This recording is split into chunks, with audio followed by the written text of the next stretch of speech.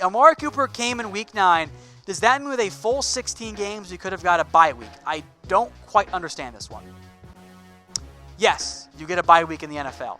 Clarify your question here, Ultra Madden. I'm not quite sure what that is. All right, David Couch. Will the Cowboys draft A.J. Brown if he is still on the board?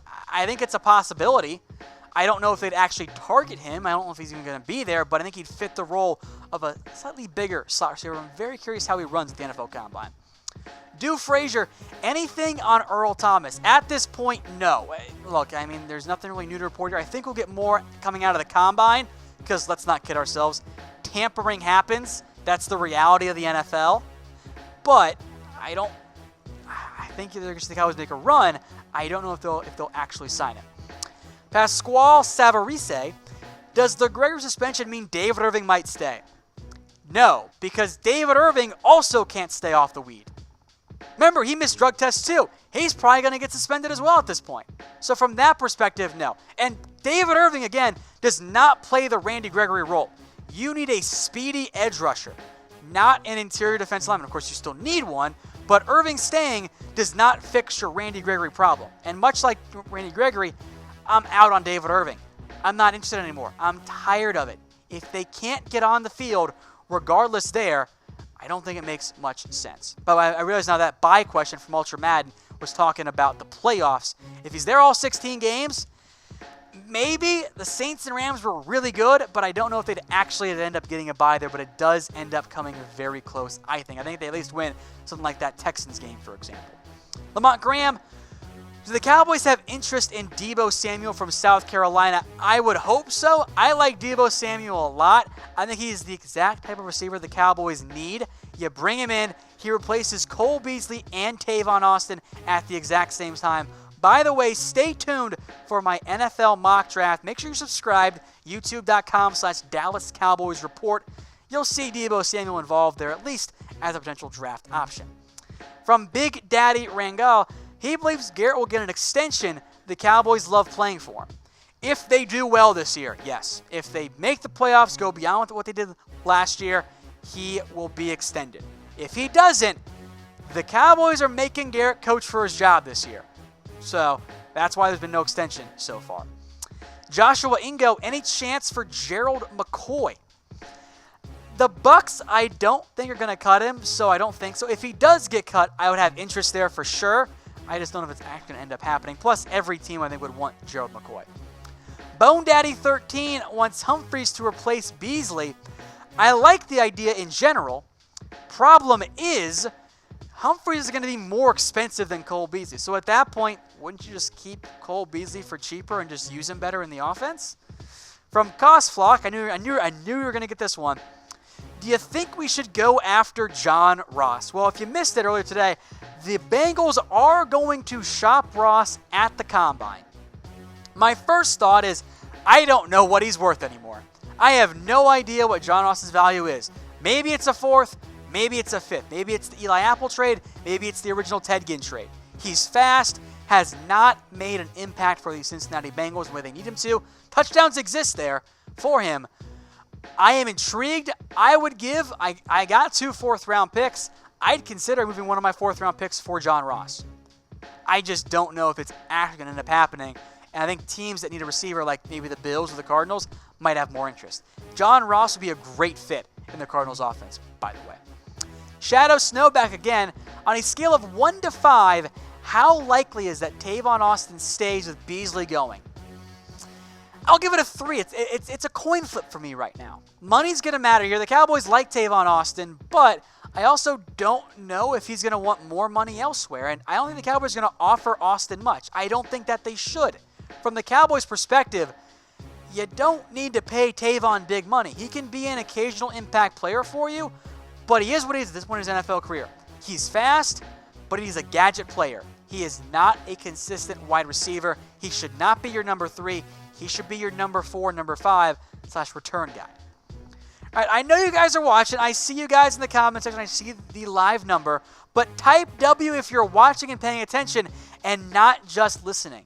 Let me see who's actually paying attention here, not just kind of doing other stuff in the background. Type W. Let me see all those W's flowing in here in the comment section. I see Mike Rawl doing it. Alan Crump's doing it. Keep those W's flowing, guys. We appreciate you all watching the Cowboys Report.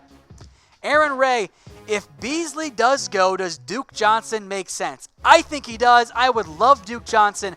That is a back that you can play with Zeke on the field at the same time. He wants to be a slot receiver. Use him like one. The problem is, I say yes. I think the Cowboys would say yes. I don't know if the Browns would say yes, though. That's the big problem there. So I love the idea of Duke Johnson. Not sure Cleveland, though, would actually do it. From Tavon Austin, I probably butchered that anyway. Does Sean Lee have any trade value? If so, what do you think he's worth? Sean Lee is an aging linebacker with a massive injury history and a big contract.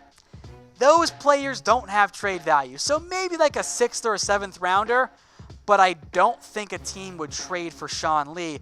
I don't think there's much, if any, value there. From Alan Crump, if we land Eifert, does that free up Dallas to focus more on the defensive line and look at tight end next year? I think so. I think that is the exact ideal scenario here for the Dallas Cowboys. Sign Tyler Eifert, cross tight end off your need list, especially now with the Randy Gregory suspension. You might have to add another highest draft pick at defensive end. Speaking of, from Jamie Bonds, is there a chance of getting a solid defensive end in free agency? Maybe. It's a solid class. There are a lot of under-the-radar guys, Dante Fowler, Shaquille Barrett. You're not going to see him throw $15 million at a defensive end. That's not how they want to build their roster. But maybe you take a low-end flyer, maybe a guy like a Deion Jordan, just a name to throw out there. Former high-round pick, Will McClay special, some minimal Chris Richard connection there. I don't think you're going to see them throw a lot of money at defensive end. From Big Daddy Wrangle, will LVE start? Of course he is. What? Of course Vanish is going to start for the Cowboys. That's a no-brainer. He is your new weak side linebacker. Or I guess still your weak side linebacker. Manster54, have you seen any AAF defensive linemen you have interest in? I will remind everyone, the AAF has players who are barely rosterable. These are practice squad players, guys trying to get a second chance that could be like your 50th through 53rd guy in your roster. These are not players that you bring in and say, boom, we are set at defensive end. They are all out of the NFL for a very good reason. So sign some guys, sure. Let them compete for a roster spot, maybe. But these are not guys you're going to bank on. William Pete, how many free agents do you think we will sign in total, not including our own players? Good question. Over, under 4.5. Over, under's there. I'm not sure what it's going to be. Producer Brett's laughing. Let's get to this one as well. Would the Cowboys trade up for Dwayne Haskins? First off, Connor, you misspelled Dwayne. No, because they're not going to get up from 58 to number 3 to take him. There's no way. The Cowboys are not taking Haskins. By the way, I'd rather have Dak Prescott than Dwayne Haskins. Caleb Costello, what do you say? No to the trade of the Cowboys offer Taco Charlton for John Ross of the Bengals. Great question. By the way, I tweeted that out at What Going Downey a good hour before we started the show. Let me go check the results here for you guys as we sit live right now. Who says no? 34% say the Cowboys, 21% say the Bengals, 17% say both, 28% say neither. This, of course, was pre-Randy Gregory suspension. So if I'm the Cowboys, I actually say no now because I want to try and get Taco to be an impact player for us. From D Saturday Flight, can we draft a head coach? No, that's not how the draft works. I know you're tongue-in-cheek, but that's pretty funny. Joe Vecchio, what's taking so long with signing Lawrence? A question producer Brett asks me every single day. Deadlines make deals. That's the reality of it. Give him some time there.